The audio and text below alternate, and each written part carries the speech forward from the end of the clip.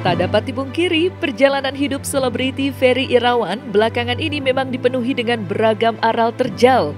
Iya, pada tahun 2023 lalu, pesinetron kondang kelahiran 1977 itu harus mendekam di bui selama beberapa bulan hingga mengalami kandasnya rumah tangga. Usai menelan serangkaian pil pahit kehidupan, Ferry pun mulai memberanikan diri untuk merintis kembali karir dan nama baiknya yang sempat tercoreng. Lewat langkah-langkah kecil yang perlahan diambilnya, kini Ferry pun telah berhasil terlibat sebagai produser di dunia layar lebar dan tarik suara.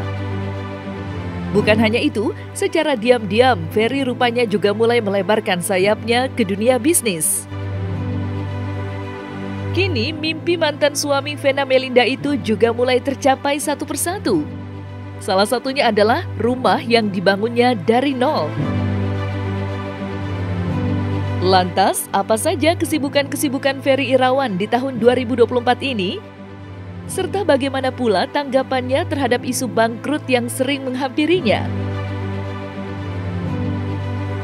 Alhamdulillah ya nggak apa-apa kan, itu kan persepsi atau pendapat orang ya.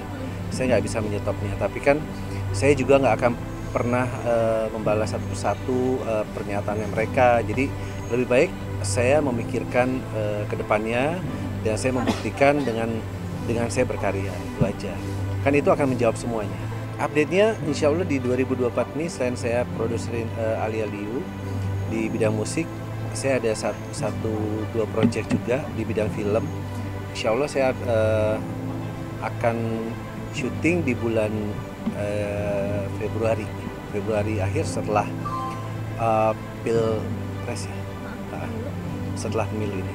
Gitu. Karena kan sekarang belum ada izin keramaian yang ini ya, jadi kita masih fokusnya untuk Pilpres. Jadi setelah itu mungkin ada 1-2 project di bidang film, dan insya Allah juga nanti mau akan ada launching di skincare, produk skincare.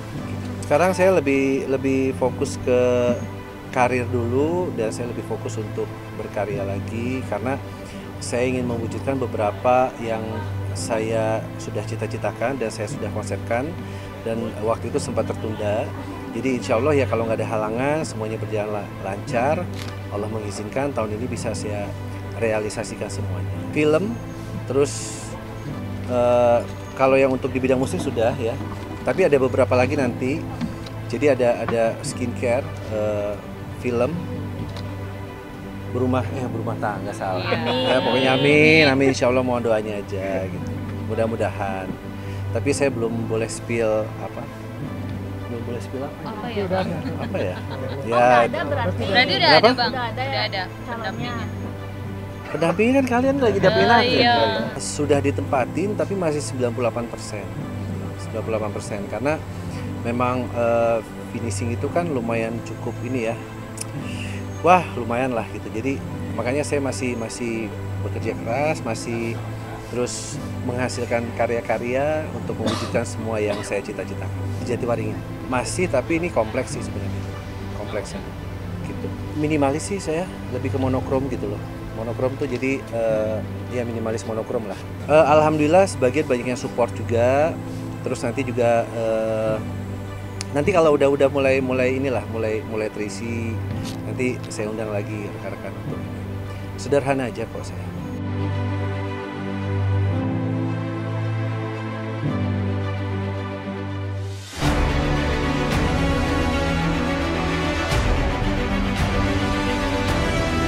Hanya sekedar ngejar konten. Kalau salah ya salah. Bisa berlatih. Mau tahu cerita lebih dalam tentang selebriti dan public figure? Saksikan bersama saya Visa Putri pukul 18.00 hanya di Cumi. Visit di cumi.com.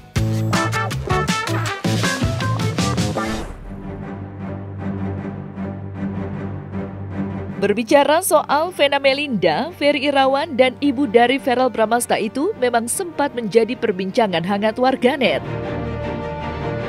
Ya, alasan dari penangkapan Ferry Irawan pun berawal dari laporan yang dibuat oleh sang mantan istrinya itu. Mengingat status pernikahan mereka yang sudah resmi kandas, kini Ferry pun mulai berani untuk membuka hati untuk tambatan hati baru yang siap menghapus nama sang mantan istri di hatinya. Lantas, apa saja yang dicari oleh Ferry dalam sosok wanita yang akan dipersuntingnya? Serta, benarkah pula kini Ferry Irawan telah sepenuhnya memaafkan seluruh perbuatan-perbuatan dari Vena Melinda? Buat saya yang sudah berlalu, biarlah berlalu. Apapun itu, yang penting saya tidak pernah menaruh rasa dendam atau sakit hati. Karena semua yang terjadi itu kan sudah atas izin Allah Subhanahu wa Ta'ala. Qadarullah wa masyafa'ala. Jadi saya ngapain harus pusing-pusing memikirkan apa yang sudah lewat. Lebih baik saya memikirkan hari ini dan ke depan. Enggak sih, cuma saya ya pokoknya sudah saling memaafkan aja lah.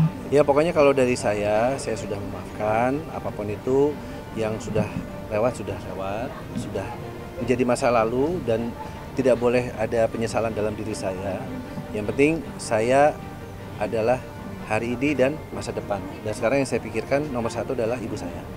Kalau saya itu sekarang lebih baik seperti guru-guru saya bilang ya, saya sering dengar ceramahnya Agim juga. Kita hidup tidak usah memikirkan apa kata orang, karena itu akan mengganggu pikiran kita dan pekerjaan kita. Lebih baik kita sibuk dengan memikirkan untuk memperbaiki diri, gitu loh. Dan kalau kita pikirkan hal-hal yang positif, insya Allah kita tidak akan pernah punya waktu untuk memikirkan hal-hal yang negatif. Jadi setiap bangun pagi yang ada dalam diri saya adalah positive vibes. Jadi jangan ada negative vibes, karena itu akan mempengaruhi keseluruhan aspek kehidupan. Saya sih lebih baik saya tidak usah banyak berkata-kata, tapi saya tunjukkan dengan baik. Kalau sekarang fasenya saya lebih fokus dalam berkarya, terus fokus menata diri dan fokus dalam membahagiakan ibu saya. Gitu. Karena ternyata begitu saya fokus dengan membahagiakan pintu surga saya, semua itu terbuka. Kalau belajar hijrah sudah dari yang lalu-lalu saya sebenarnya udah banyak.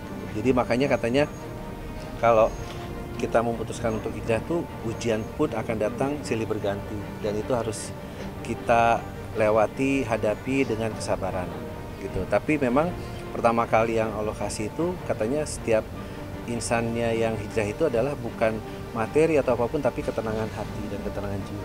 Jadi kalau kita tenang melakukan sesuatu pun lebih fokus, tulus menerima saya apa adanya, dan bisa menyayangi dengan tulus juga pada ibu saya dan keluarga saya. Itu yang paling penting. Karena kita menikah dengan seseorang itu bukan hanya menikah dengan orang itu, tapi kita juga menikah dengan keluarganya. Jadi kenapa belum mau? Hah? Calonnya? Apa trauma kemarin? Oh enggak, trauma itu kan nggak boleh. Gitu. Belum waktunya. Nanti akan ada waktunya. Pokoknya kita jalanin aja yang sesuai ini ya, ya pokoknya kita jalanin aja lah, tanpa harus kita umbar, tanpa harus kita publikasikan gitu loh. Karena kan kita hidup kan belajar dari pengalaman, ya kan?